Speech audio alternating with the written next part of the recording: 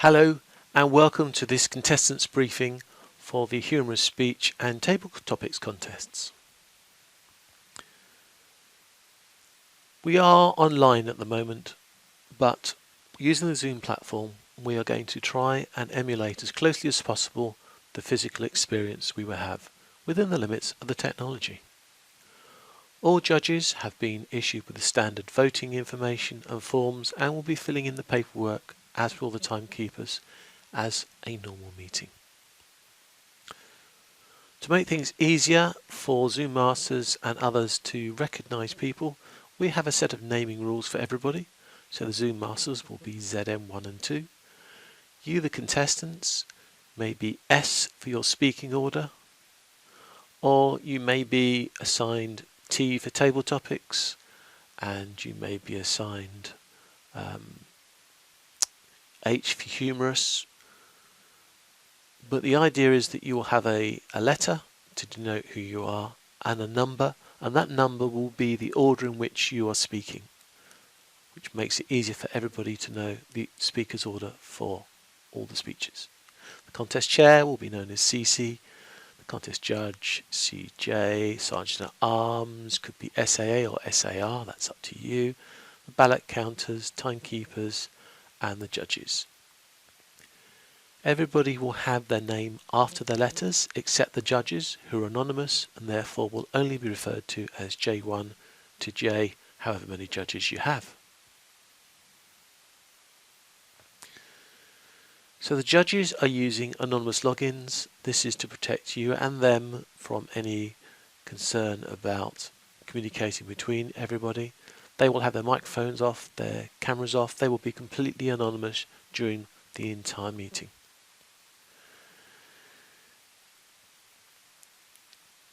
The text chat is disabled and only allowed to the contest chair, the chief judge and the Zoom master, so there's no way of contacting the judges either. They're going to be completely off limits. There won't be any text chat between the audience either, because there's too much chance of it going to contestants and other people as well. You may have a WhatsApp group for disasters and other things.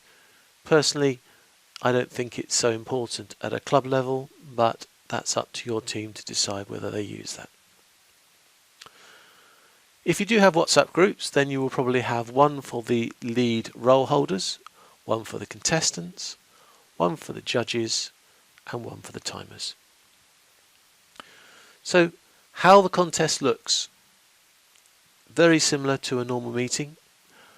We would ask that contestants and people with roles turn up early to make sure their systems work, make sure there's any extra briefing they need is sorted out well before the competition is going to start. Once everything is sorted, then you can go away, relax, have a cup of tea, have a cup of coffee or whatever else you want to do. Take a time out for a while, clear your head and then come back maybe 10-15 minutes before the contest starts. Speak to your contest chair and chief judge about how to do that. You are likely to be put into separate breakout rooms. The judges in a breakout room, the timers in a breakout room, contestants in a breakout room. This is to just make it easier for organisation and to separate everybody out.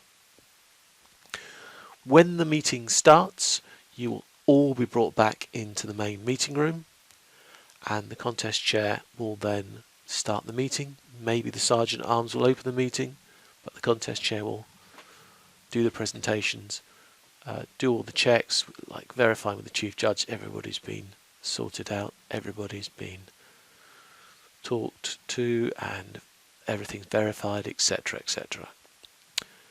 During the whole meeting, I'm afraid all cameras will be off except for the timekeeper, the contest chair, and you, the contestants.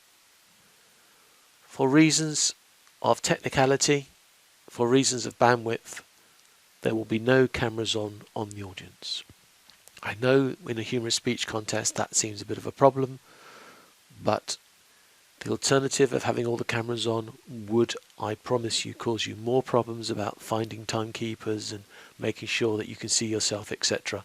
It is far better, far more secure, and a better experience for you if you just see yourself contest chair and the timekeeper on the screen.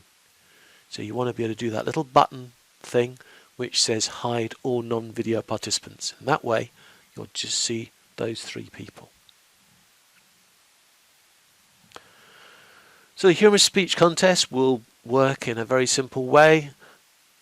Each of you will be invited to come to the stage one at a time. When you do, then work with the Zoom master to have your camera on and your microphone on. You will be checked by your contest chair to see if they can see and hear you, and you will be reminded that you need to pin, or however you wish to do it, make sure that you can see the timekeeper. Any faults, any disqualifications are going to be up to you to avoid by keeping an eye on that timekeeper. When you have finished your speech, there will be 1 minute of silence for the judges. You should turn off your camera and microphone if it's not done for you, and keep quiet for the minute of silence for the judges. After all the speakers have finished, the last speaker finishes, those judges will be virtually picked up and put into a breakout room. So they will be taken into a judges room separate from everybody else.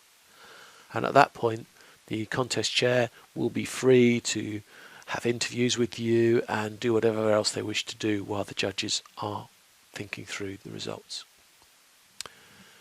The voting will be done in the normal way. The judges will have their paperwork and they will fill it in, and they will do their ballot counters presentation and chief judge presentation, so the votes will be passed over. This may be in your club by email, it may be by holding up the results to the camera, which is my preference. The contest, the chief judge and the ballot counters will do the votes. They will then go and speak to the timekeepers in another virtual room, and they will get their votes from those timekeepers, and any disqualifications will obviously be sorted out there. And it will be confirmed in these virtual rooms in a similar way that we would do it as normal. And when they're all votes, then they will come back. Now, I suggest to everybody that there's going to be a mid-competition break, and I hope for your competition there will be.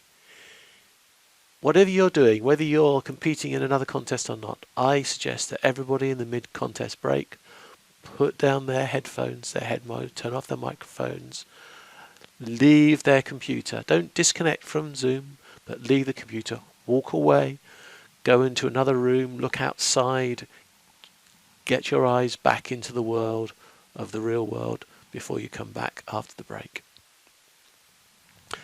And so those in the table topics competition are going to have a similar experience, except of course that due to the table topics scenario, they will all have to virtually be left, have to leave the main contest room. So the Zoom master will take those people in the table topics competition, and they will be virtually transported into a breakout room. Into the breakout room will also be the Sergeant at Arms. Now it's important that all people in this room, all contestants, turn on their cameras and their microphones and keep in view of the camera for the Sergeant at Arms to verify that everybody is there. Nobody's getting information on what the table topic subject is or anything like that. This is not draconian. Let's remember that's exactly what happens in a normal table topics competition. The table topics contestants stand outside and they have an usher or a sergeant at arms, somebody monitoring them to make sure that they're okay and that they don't find out what the competition question is early. One by one, the contestants will be taken into the main room. Their microphone will be checked. They will be asked to pin the timekeeper in the way you discussed before. And then once that's all working, the contest chair will ask the table topics question and the contestant can give their response. At the end of each speech, there will be again the contest chair saying 1 minute of silence for the judges. And at that time, please make sure that your microphone and video is turned off if it's not done for you. Also,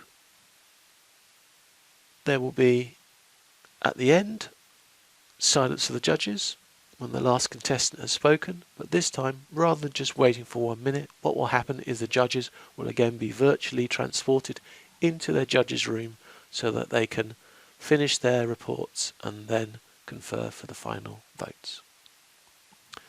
After they have left the room, the contest chair will be free to do whatever they wish to do, which may be to interview you, the contestants, to speak with you, so be ready for that. The judges in the virtual room will hand their votes over to the chief judge, either by an email or, as I recommend, they'll be showing it to a screen, far easier. The chief judge and the ballot counters will tot up the results there. They will then virtually visit the timekeepers to get the timekeepers' reports as well, sort out if there's any time disqualifications, and then they will work on the votes to find the final results. Contest timers. There will be 2 contest timers. One will be doing the colours on the screen that you'll be watching. The other one will be watching the times. If there's a problem with the contest timer, then the second timer may take over and provide the colours on the screen. Now, if you follow what I suggested, which is non-video people off, and you just have all the people that are left, that will be the contest chair, yourself, and the timer. But if the timer goes down and another timer replaces them, they will just appear on your screen. This is why it's a good setup for keeping continuity, because I don't want you to be disturbed because a timer's lost and you lose your place in your speech. I prefer the idea that the other timer just appears and you carry on as if nothing has happened. We are in different places, so we do need to have a discussion about stage area. All the contestants need to agree between themselves how big a stage area you have. Now that just means the maximum stage area. It doesn't mean you have to use the whole stage area. You can do your whole contest sitting down if you wish. It's totally up to you. I suggest a stage area of 2 meters deep by 3 meters wide at the back. That is a pretty good size, gives you enough room to do lots of gestures and be seen, but not too far away that you're going to disappear. They're going to lose your facial expressions. You're going to have problems with audio as well. Decide that between yourselves. If you want a bigger area, then you have to agree it between you. But to be honest, 2 meters by 3 meters is sufficient. Make sure your camera is at head height. This is the best height for it to be. So if you're standing up, make sure it's at head height for your standing up. You can go down and above the camera, that's fine. But I really strongly suggest it's a head height. It gives the best impression for you to your audience, and you want to be watching them on that camera, not looking at the picture of yourself further down the screen. Understand your virtual stage. Understand how far you can move your hands before they disappear off the screens. Understand how far you can move before you disappear off the screen. If you know that and you have some markers, say, on the floor to help you, you don't have to look down, you don't have to look at the screen. You will know you're in the right space. People ask about cameras. A good set of lighting is always going to make up for a bad camera. A good camera will not make up for bad lighting. So, whatever camera you have, use it. Make sure there's nice strong lighting so you can be seen. Your face can be seen. It's not shadow on one side or the other. If you're going to give facial expressions and they're in shadow, how are the judges going to judge you?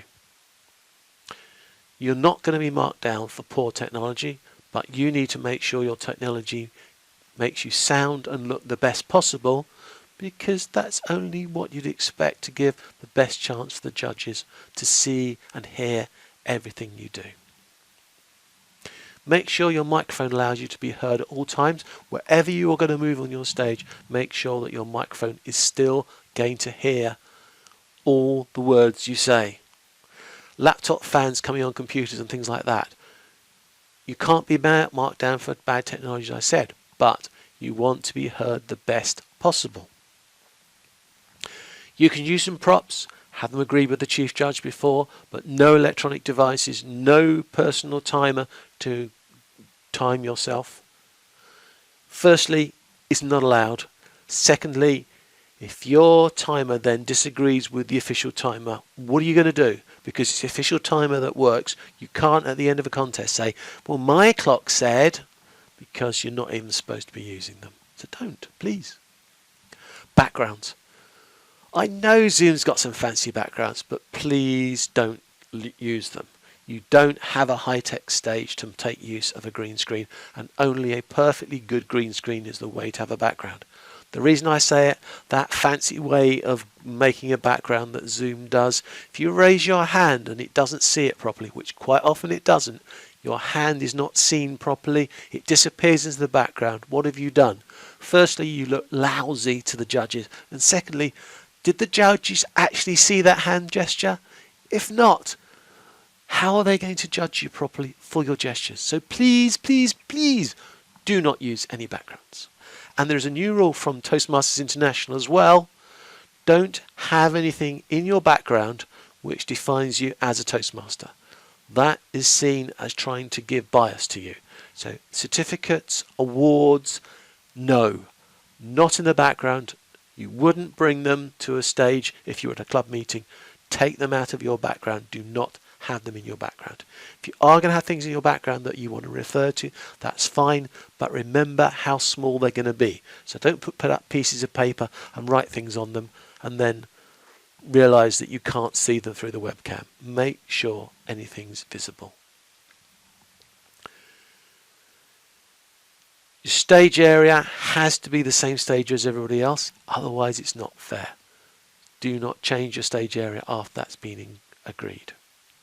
Don't risk being disqualified for a technical breach because you didn't check your stage area.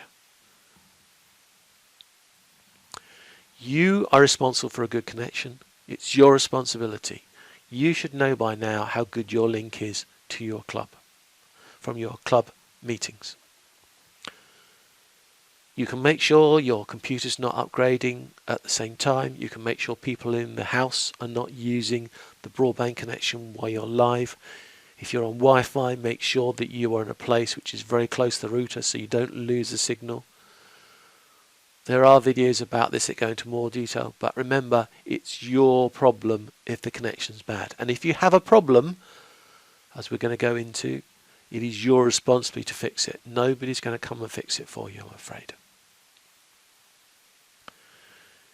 If you're concerned about having a backup device, then yeah, sure. If you want a mobile phone that could possibly run Zoom if you have a problem, then fine, have it on standby. But don't have it on, and certainly don't have it logged into Zoom, otherwise you're going to create problems that you'll need the backup for again. So don't do it. Don't be connected with a second device. And don't have the device, just have the device nearby, but don't have it on. So the contest procedure, you're invited by the contest chair, you're asked to turn on your video and mic, which you do with the help of the Zoom master. They will confirm that they can see you and ask you to set the timekeeper.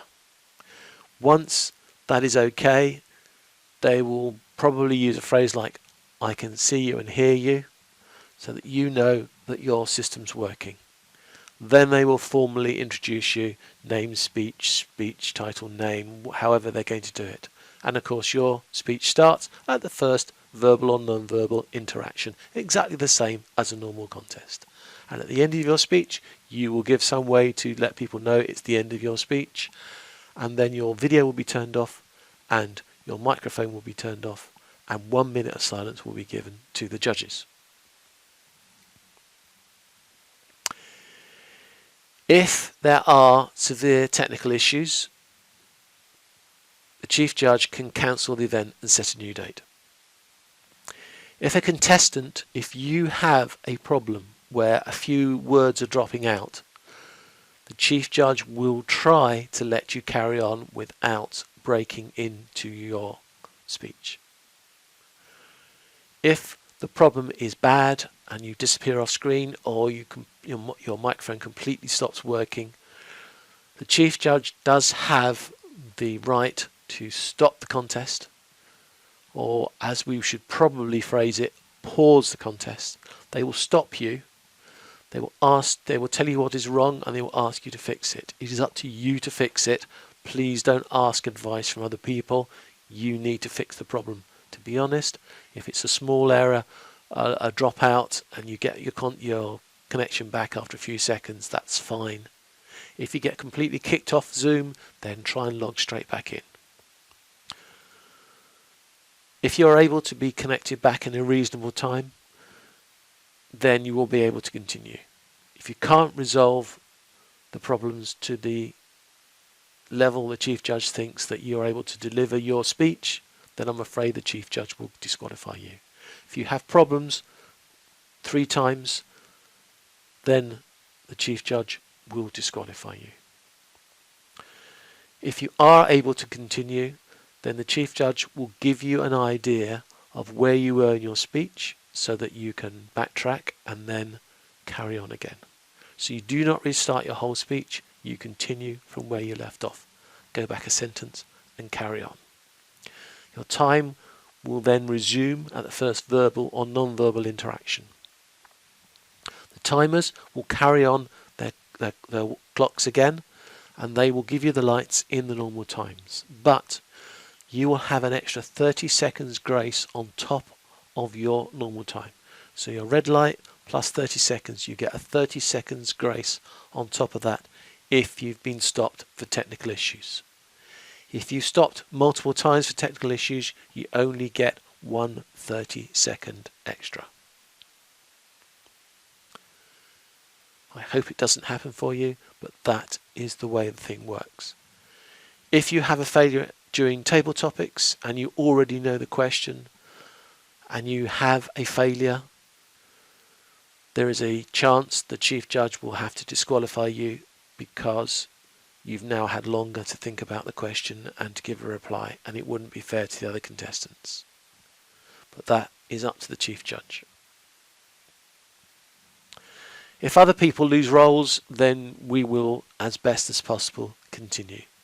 But again, who says if we continue? It's up to the Chief Judge to decide. Make sure you've read all the rules that are published and that you understand them, including the technical rules, and hopefully you understand these rules as well. Here is one rule change which I want to make sure that you are aware of. Contestants must not reference another contestant or a speech presented by another contestant from the platform at the same contest in which they are competing. This is a new rule, and I would categorize this as callbacks. Do not, in your speech, refer to another contestant's speech or content in any way whatsoever. I know that in normal club meetings, to be able to do callbacks to other people, other things that happen during the meeting is impressive, and we think it's a very clever thing to do. And it is, but I'm afraid, under the rules of the Table Topics contest, for Toastmasters, when we are online, such references are no longer allowed. Please do not refer to any other contestant in any way, because if you do refer to them, then you have to be disqualified. So please do not refer to other contestants or their content in any way. Make sure you have nothing behind you that in any way shows your status as a Toastmaster. And make sure no one else is using the internet connection on the night. So the loss of signal will be up to the Chief Judge. The timer will pause the time. The contestant will resolve the issue. The contestant will then continue from where they stopped after prompting from the Chief Judge. The timer will then continue, and you get another 30 seconds. Any more problems and you're stopped again, you will not get another 30 seconds. And if your problem continues and you can't fix it, I'm afraid you'll be disqualified by the Chief Judge. Remember that protests can only be made by contestants and judges only, and they can only be given on the reasons of eligibility. In other words, were did you have the right qualifications to be in the contest? Originality, have you stolen content from other people above the proportion allowed? And on this new rule of reference from other competitors. Such a protest needs to be made after the speech, but before the results are announced. You can send a text message to the contest chair, chief judge and the Zoom master. I suggest you send it to the chief judge if you have to make a protest. If you make a protest, the judges will then evaluate whether that protest is valid. If they think it's valid, the contestant will have a chance to answer the protest, and then the judges will make a final decision on whether, by majority, that contestant is disqualified or not. I'm going to say it again because it's important. Judges are told to give no bias on the speeches due to the technology. However, it's up to you to make sure that you are seen well and you are heard well. Otherwise, it's not the technology, it's the fact that judges can't see or hear you. So please make sure you are well lit and you are heard. The speaking order can be drawn in advance, and that should be done in this contest briefing. There is a website called random.org/lists into which your chief judge or your contest chair can put the names of all the contestants, and then you press a button and it sorts them into order. And then that is the order where you do C1, C2, C3, or whichever letter you're going to have for your competition, and the number of your order with your name afterwards. That is the end of this contestants briefing. If there are extra briefing information, then that will be available from your chief judge. Thank you.